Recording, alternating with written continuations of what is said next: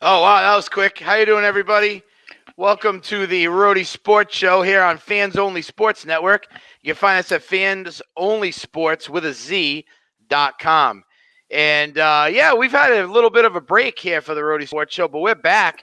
And we're back in a big way with Bill Aquilante, president of the Rhode Island Fast Pitch Coaches Association, for all the high school teams out there. And, this is a great time for Bill to be coming on with us because I know there's going to be a lot of talk about a sport that, lost their 2020 season. There's all sorts of unanswered questions out there, and no one better to answer these questions than Bill. So we're glad to have Bill on, and we know we have a strong softball following out there. So should be a great show for everyone. So how you doing, Bill? I'm doing great. Thank you. Awesome. All right. Well, this was really Bill's idea, just so everybody knows. And we don't hide that stuff over here, but Bill wanted to get on and kind of talk about the state of the union when it comes to high school softball. Let everybody know what's going on out there, divisions, teams to watch, what's it like coming back after COVID, and the whole bit. So without further ado, we're going to let Bill kind of jump into it. Start out with any topic you want, Coach. All right, let me just, again, I'll introduce myself. This is going to be my first official year as president of the Coaches Association. I was in line to begin last year, and of course, with COVID hitting, we all got shut down. But my goal, along with the coaches on the committee with me, our number one goal is to grow the sport of high school softball in the state of Rhode Island. Currently, we have 49 schools playing. It's one of the higher totals of participation in Rhode Island as far as sports. I think basketball has more, but we're right up there. We have some struggles this year with some teams struggling to put teams on the field. We've had a co-op. We've had a team possibly drop out. We've had another team resort to playing a JV schedule. So we have some challenges ahead of us to try to promote the sport and grow the sport and expand it even further than we are. It's going to be great to get back on the field in 2021 after last year. If you remember last year, we were ready to go for our 2020 season about 3 days before we were going to start with the first day. That's when the schools were shut down, and that's when sports were shut down. And if you recall, we had about a month window where we thought we might be able to play a season. Of course, once schools were closed for good at the end of April, spring sports were shut down. So it's been a long journey between then and now. A lot has happened. We have a new realignment, which I'll get into in a little bit. And we have a lot of, possible surprises this season. We can't get a really good feel of top teams. We have some ideas who's going to be pretty good. There'll be some new exciting players coming in and some new household names around the sport of high school softball. Yeah, that's pretty cool. I mean, my son lost his senior lacrosse season. So, now he's off to college, but these kids, lacrosse, baseball, softball, that whole spring era. I mean, football, this year they got to move. But last year, that spring season of sports, they got just deaded. That's tough. Yeah, it was tough. And I'll say this, when in my conversations with the Interscholastic League going through the beginning of the season, they made the extra effort to try to give us as close to a regular season as we would normally have. You know that many of the seasons were cut short. For example, football, some schools played 5 games. Yep. Soccer, basketball, the traditional sports, their seasons were shortened. For softball, we're going to get between 12 and 14 league games. We'd normally get, between 16 and 18 league games. So even though we're condensed into a 5-week regular season plus playoffs, we're getting as close to a regular season as possible, which doesn't make up for the fact that we missed last season, but it is a reward to say, the spring sports like softball, like baseball, lacrosse are going to get a little bit more because of the loss of last year.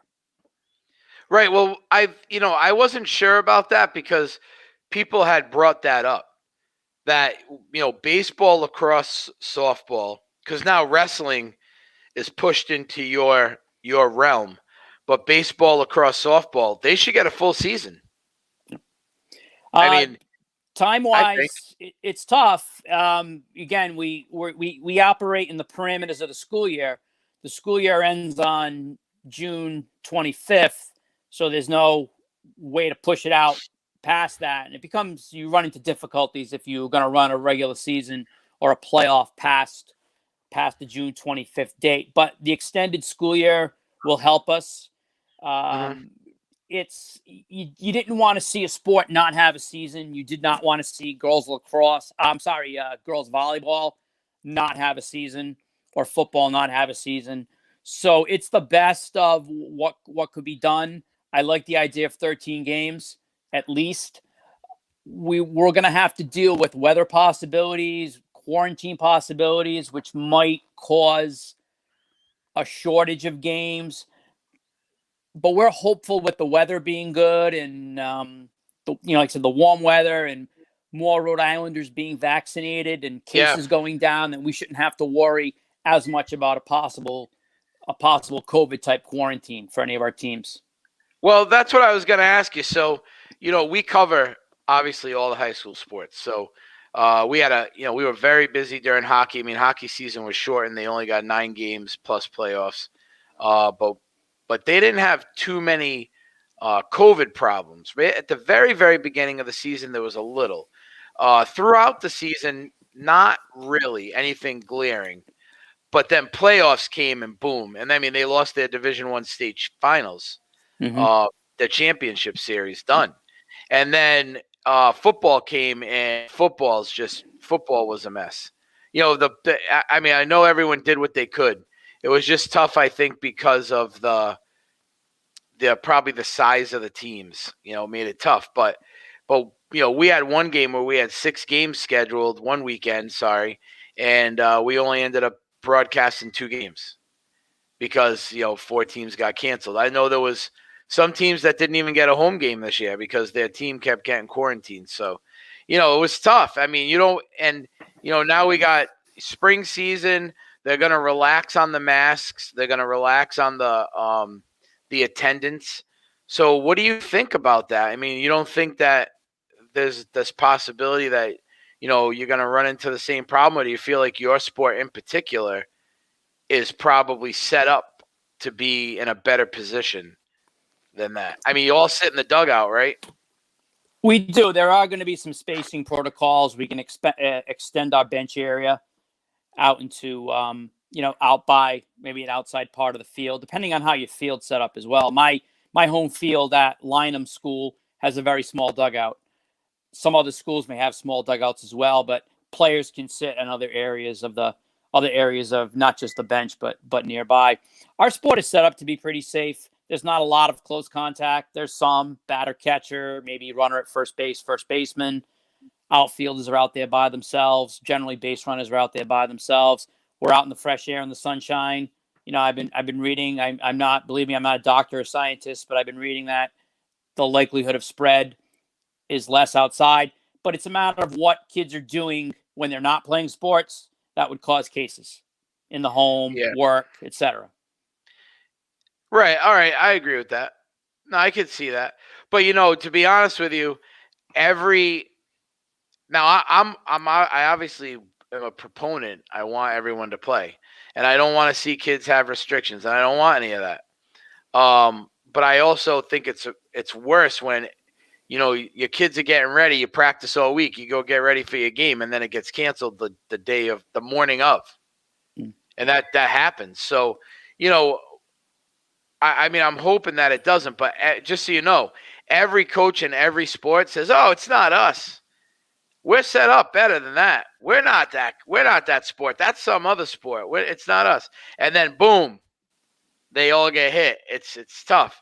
So are they having? There's going to be spacing protocols in the dugout. You're going to have to carry less girls in the dugout or something, or they've told us we can carry up to 20 in the dugout. In the dugout, which is a little surprising.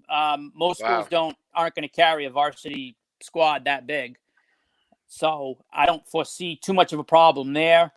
We had a conference with the umpires the other day. We talked a little bit to them about how to handle things like game balls, equipment, lineup exchanges, meetings at home plate before the game. So we've made a few minor modifications to avoid maybe some of that contact. But like you said, we don't know where the cases are coming from. You say, a coach could say, well, it's not my team, it's not my sport. But those athletes could be exposed at some other place, in the house, at school, in the workplace. Right. And then it becomes a team problem. Right. Agreed. So we're very hopeful. Yeah. All right, cool. Well, look, that's a good kickoff to the show. We're going to take a quick break. When we come back, what do you want to talk about? You want to hit the teams? We're going to get into some realignment. We're going to talk about our new divisional format, and we think we've done a great job with it. So we're going to keep our fingers crossed and hope for competitive games. All right. I'm seeing if my my control room guy is here. I don't see him, but I'm assuming he's watching. All right, great. Okay, well, we will be right back with president of the Rhode Island Fast Pitch Coaches Association. Did I say that right? That's perfect.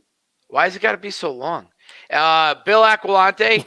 I'm your host, Ron Robert, with Matt Jolis in the control room. And this is the Rhody Sports Show on Fans Only Sports Network, Fans Only Sports with a Z.com. We'll be right back.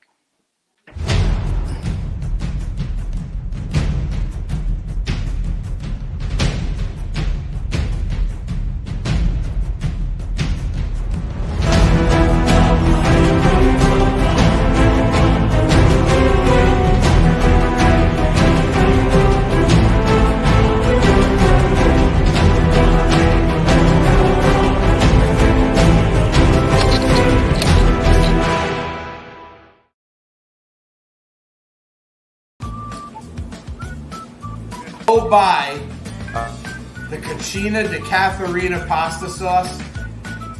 It's better than your mama's gravy. I'm just telling you that right now.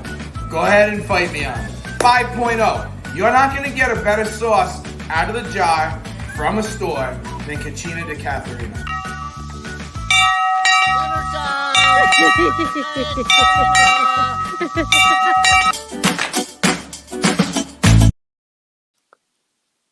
Little comic relief there.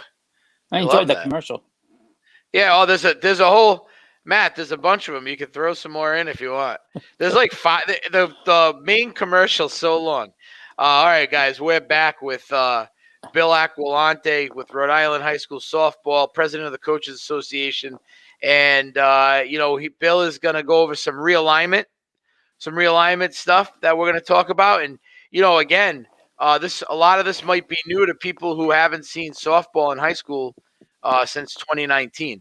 So why don't you go ahead, Bill, and chop it up? Well, the major change is we've gone to a 4-division alignment. If you want to check out those alignments, you can actually visit our website, risoftball.org.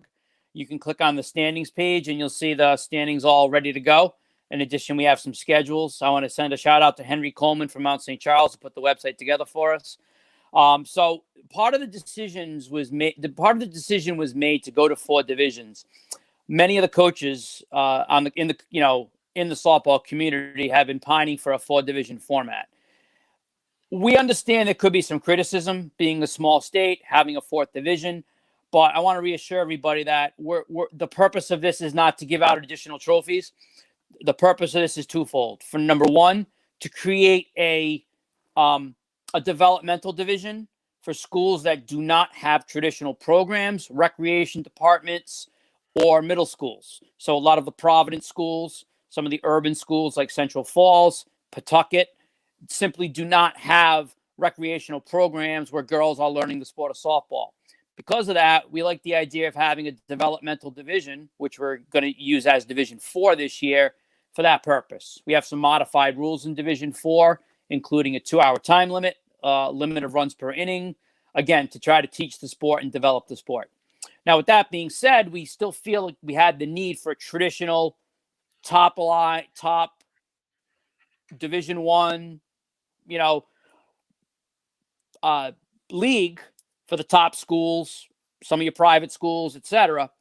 But the disconnect came between Division 2, which traditionally was very large. We had a 24-team Division 2 for years, 24 teams.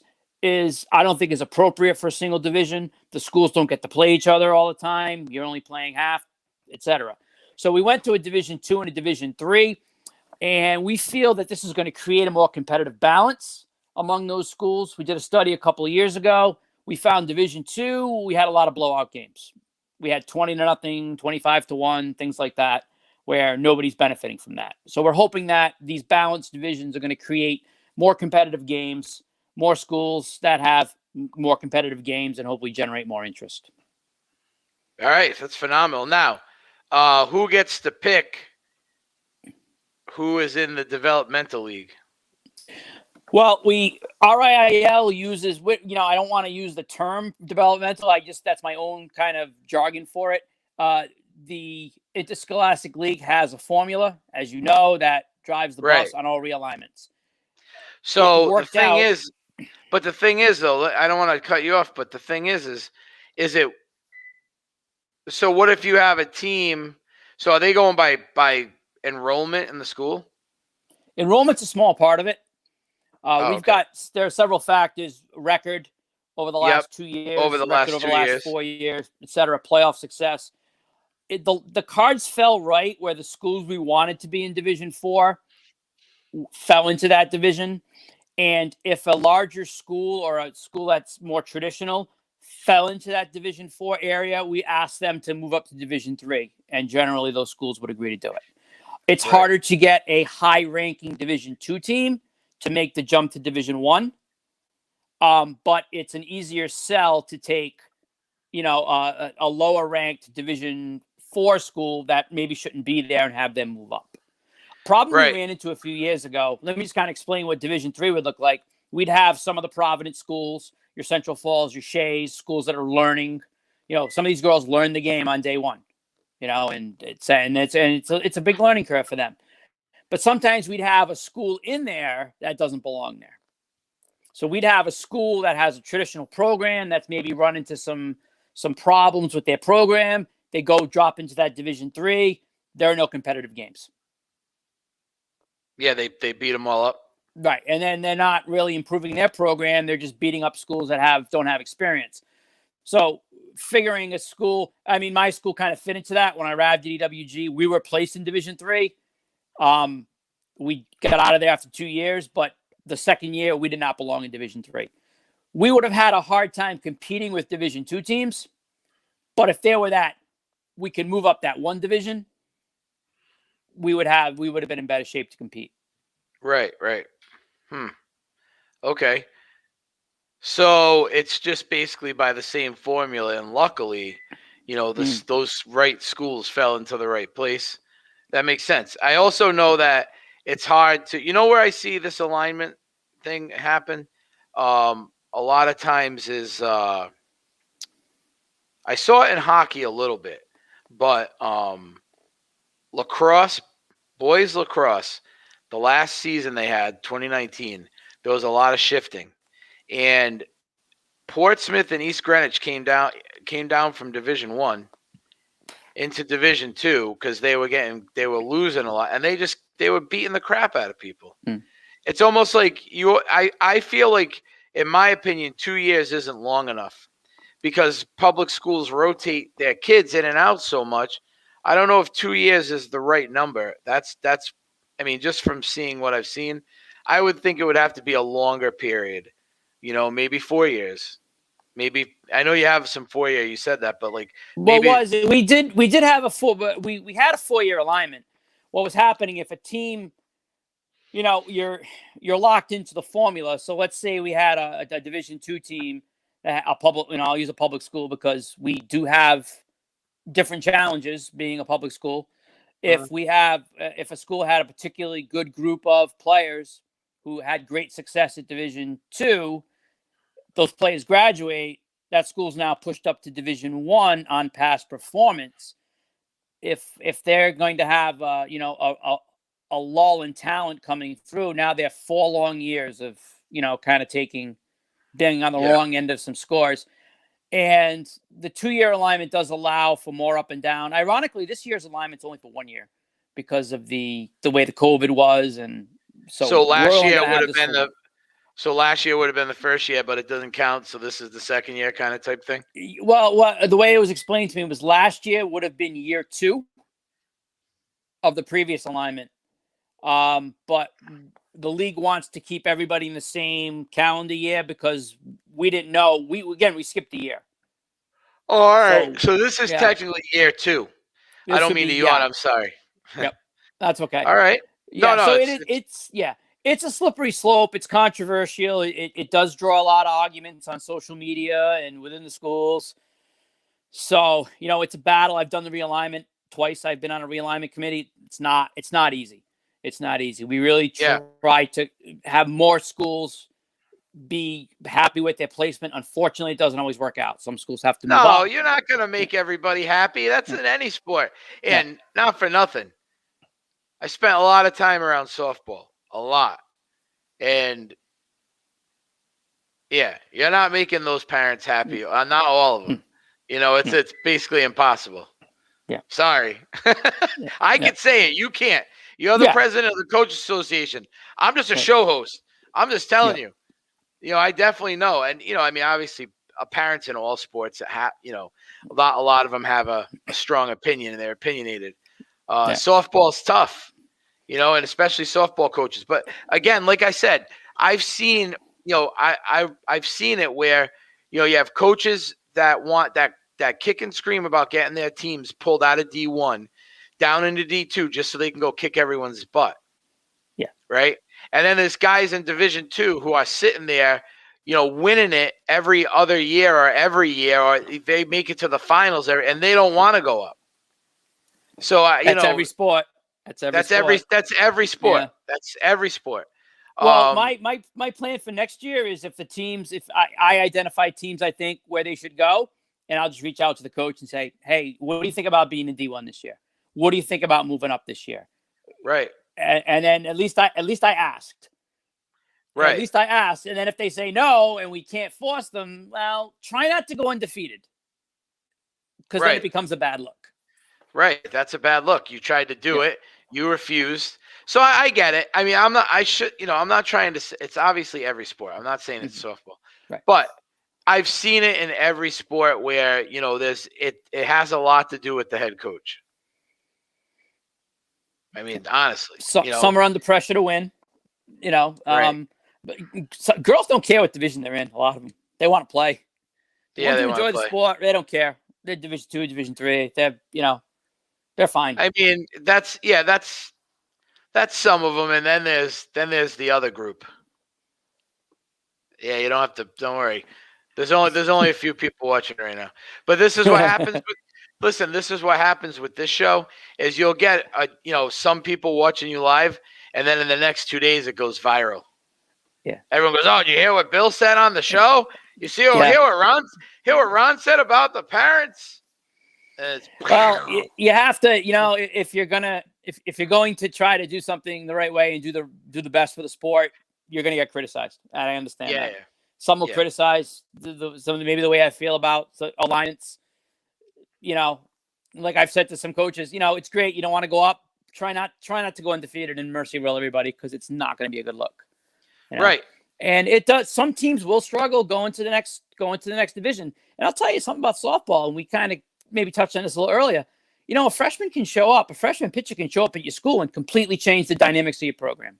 Oh, especially if they've been playing on a good travel team and they go get pitching lessons and they're going to hops or they're going here or they're going there. And then, then they're there the whole time, maybe since they were 5, they walk into high school as a 14-year-old or they're throwing gas. Yep. It can completely change a program. There's a whole bunch of those out there right now. They're there. And I'll tell you, there are a lot of very good young pitchers that we have not heard their names yet because of last year and this year, but you'll see some outstanding at all divisions. And I'll say this too about the divisions. I think some people may not understand the dynamics of the softball division. The main difference between, let's say, Division 1, Division 2, and even the new Division 3 isn't necessarily pitching. It's depth of lineup.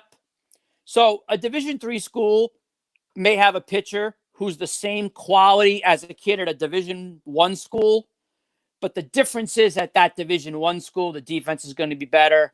The lineups are going to be better, 1 through 9. So we could have, I think we've got 3 or 4 pitchers in my Division III who are as good as anybody.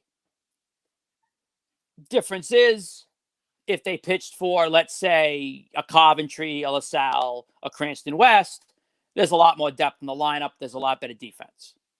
But there's good pitching all over. Yeah.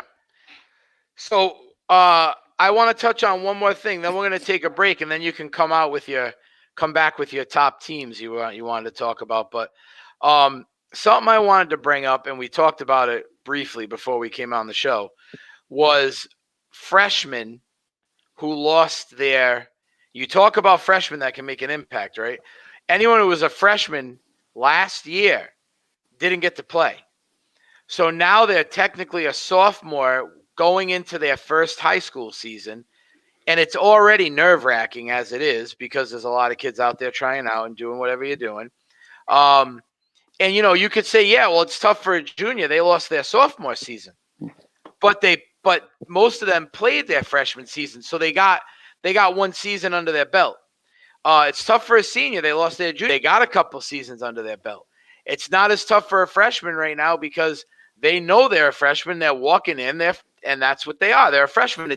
You kind of have it in your mind. But as a sophomore this year, that's tough. You didn't get that freshman year under your belt, So, I mean, what do you think? You don't think that's going to have an effect on that class of 2023? Another way of looking at that could be if I'm a sophomore walking in on my first day, there's a good chance there's a lot of starting positions open. Because remember, two classes have now moved on. A senior class graduated in 2020. A junior class from 2021 also moved along. So a lot of schools are completely revamping their rosters and lineups. So while that 2021's still here. So 19 left and 2020. So the 19 seniors and the 20 seniors. Right. But I'm just saying, it's like that. It's like that. It's like that experience thing. Like, you play travel ball. A lot of people are out there to watch, everywhere I've been, big tournaments and whatever, a lot of people watching travel ball. There's a little bit of something. And, most kids get recruited out of travel ball, right? I mean, that's like kind of true. But yeah, but I'll tell you this too. I've got, there are players who I know couple players who, play travel. I had one particular former student who played travel locally, didn't spend a ton of money, traveling around the country, flying around, playing in tournaments for the college coaches. She went to Rhode Island College, walked on the team, made the team. Now she's a starting second baseman. So there's another path to college besides really having to go all out and pay that kind of ridiculous money. But yeah, there's a lot of opportunities there through the travel programs. Yeah, most of it is. I mean, yeah, you can do it without, but it's slim. But the girls, I guess my point was there's a difference. A lot of girls, a lot of coaches, they'll tell you have to play travel, and there's these big organizations and all that. But there's something different about playing for your school, right? Absolutely. There's a lot of pride. There's a lot of, you're walking the halls the next day. Kids are talking to you about it. Right. You're like I said, you're playing for your school in your town, wearing your jerseys for 4 years and all these kind of things. So, again, that's my point is that those sophomores didn't get that jump off to feeling that. And I mean, they're not going to have the crowds. I mean, maybe they will this year. I mean, probably because, it looks like they're loosening up on the restrictions. But, the crowds last year wouldn't have been. I mean, the crowds won't be the same anyway, but some of those big crowds can make kids feel a little nervous. And some of these kids, if they are playing travel, they're used to that kind of pressure. So, like I said, that sophomore's come in. She's been playing throughout the summer. Young players come in confident. The ones who are good players, they come in confident. Maybe it's different in football. You're a freshman. You're kind of scared. You got all these kids around you, and there seems to be like a hierarchy of leadership. A lot of times with softball, it's like you show up, and you can contribute right away. And I think a lot of girls, freshmen and sophomores, feel like, hey, I can play with these kids. I've played against older kids. I've been doing this for a couple of years, so I'm going to walk in there as a sophomore. I know I have to make an impact, but I think the confidence level's there among a lot of kids. Yeah. Okay, cool. All right. Well, that's great. I hope people are watching and getting some good info. We're going to take a break really quick. When we come back, some fun stuff, right? Talk about teams, talk about who's ready to make some splashes out there in 2021. And you could put your butt on the line by making a few predictions there. No rankings. I know those get you in trouble. Yeah, no rankings. All right. I'm Ron Robert. This is the Rhody Sports Show on Fans Only Sports Network. Fans Only Sports with a Z.com. I'm here with Bill Aquilante, and we will be right back.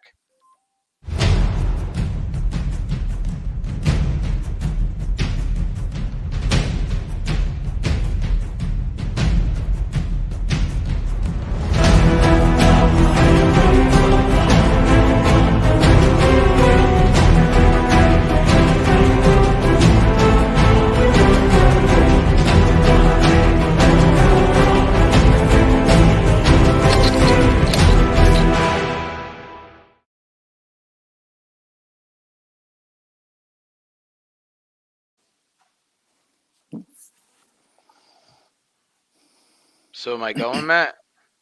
I don't know what you're doing. You don't tell me. Okay. I don't know if he's playing one commercial or two. I mean, last time was two. So, all right, guys, we're back. So we're back with President of the Rhode Island Fast Pitch Coaches Association, Bill Aquilante, here on the Rhody Sports Show. I'm your host, Ron Robert.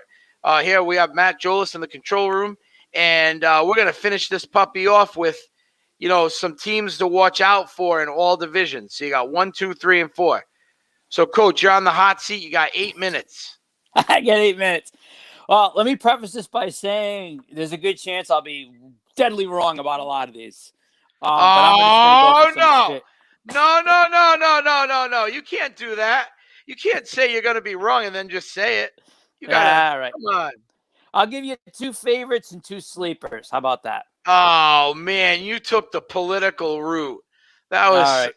Just call it. All right. Division 1. Let's say Coventry. Okay. I mean, you're not getting in trouble for saying that. I'm not getting in trouble for that. I think I think right now they're the premier public school program in the state. Yep. LaSalle's the defending champ. Yep.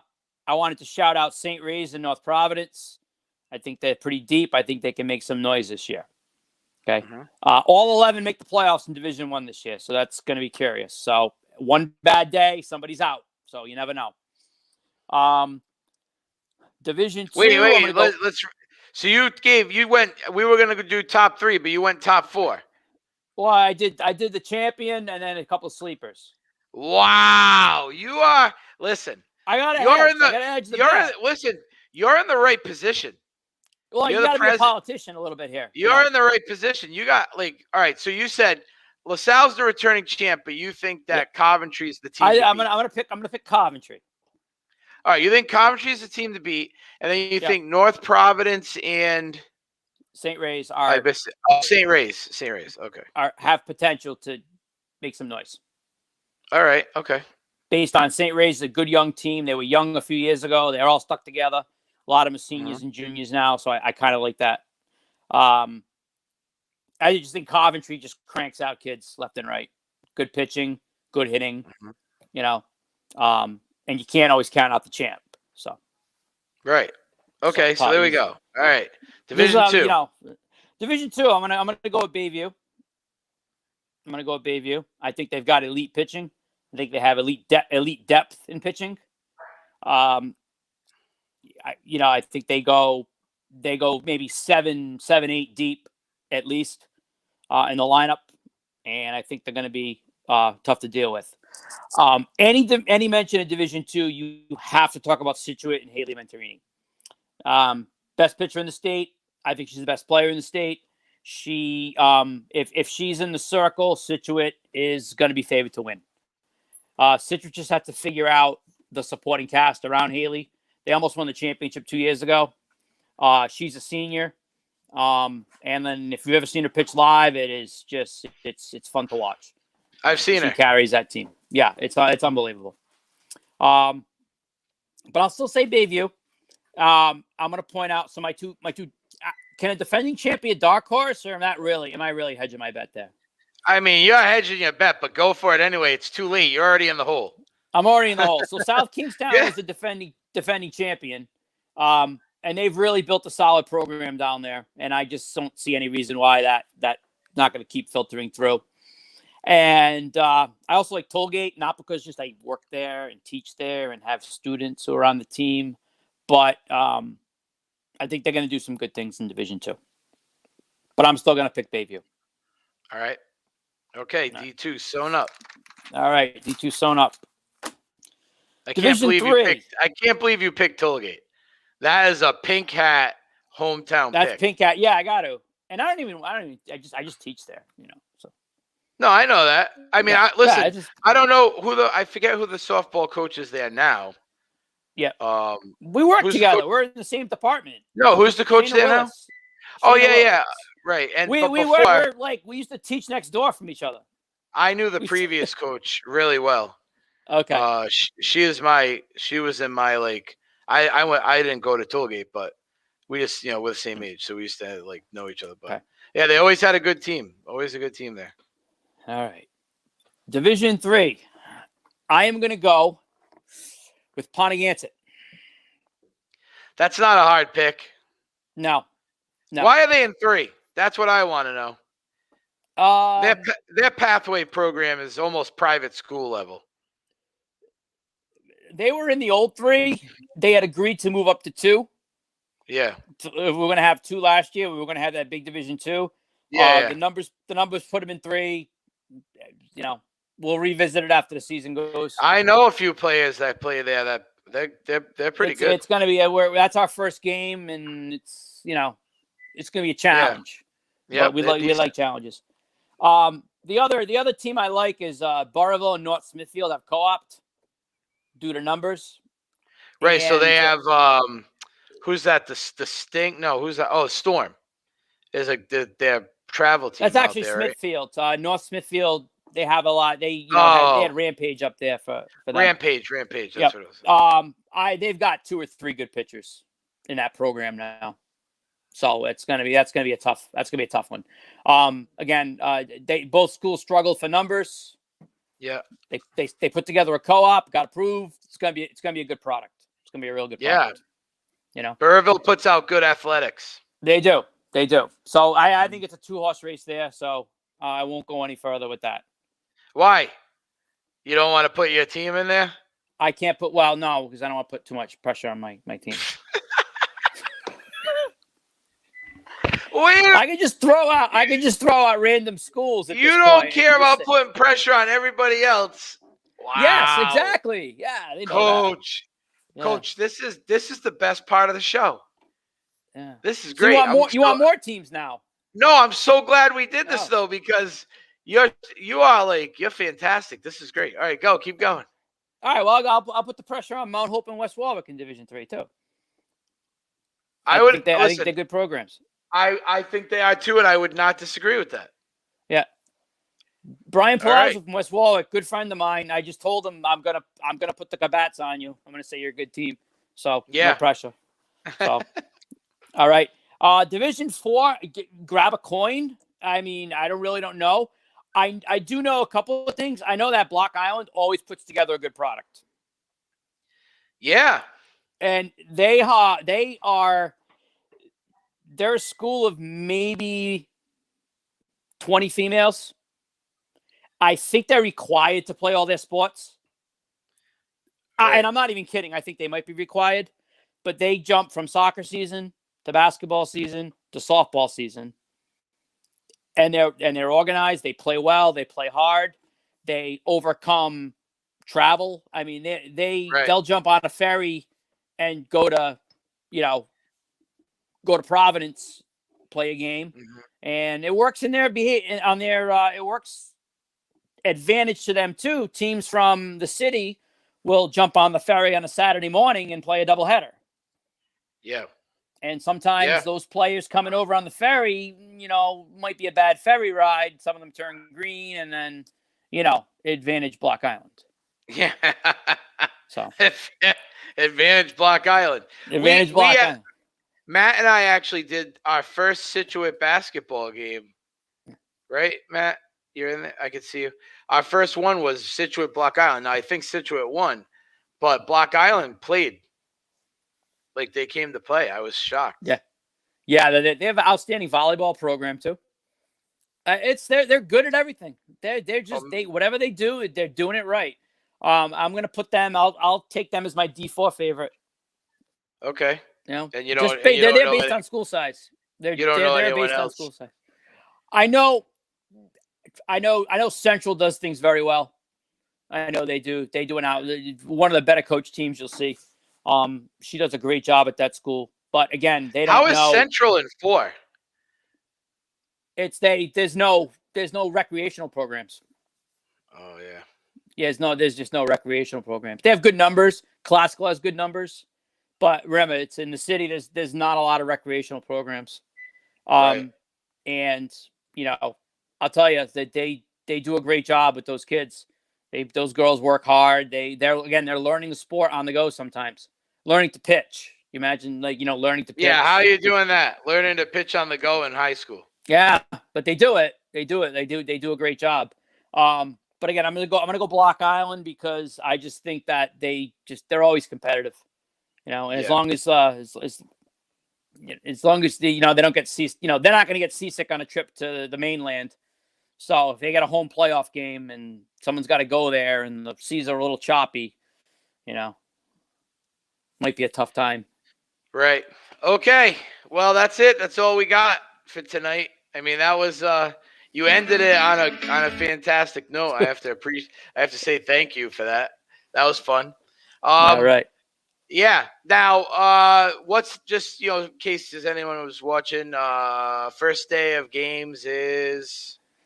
First league games will be May 7th, which is going to be a week from Friday. We're looking forward to some good weather, hopefully. Yeah. You can check out our full slate of games, like on the website. Again, risoftball.org. We've got the schedule. We keep standings. Now, remember, the standings are not official. You got to go to RIIL for official standings, but we're going to try to keep them as close to official as possible and keep the schedules up as close to official as possible. Cool. All right, Coach. Well, good luck to your team that you didn't rank today because you're soft. It's all right. What would Bill Belichick do? No, I'm joking. I'm joking. No, I don't blame you. I wouldn't have done it either. But no, I agree with all your picks and everything. I think that was really good. And, anyone who's going to watch that, they'll enjoy hearing it. But all right. Well, thanks again, Coach. And if you need anything from us, feel free to reach out and let us know. All right. All right, everybody. This is Ron Robert with the Rhody Sports Show on Fans Only Sports Network. You can find us at fansonlysports.com. We want to thank Bill Aquilante for coming on the show, and we'll talk to you soon. Thank you. Thank you.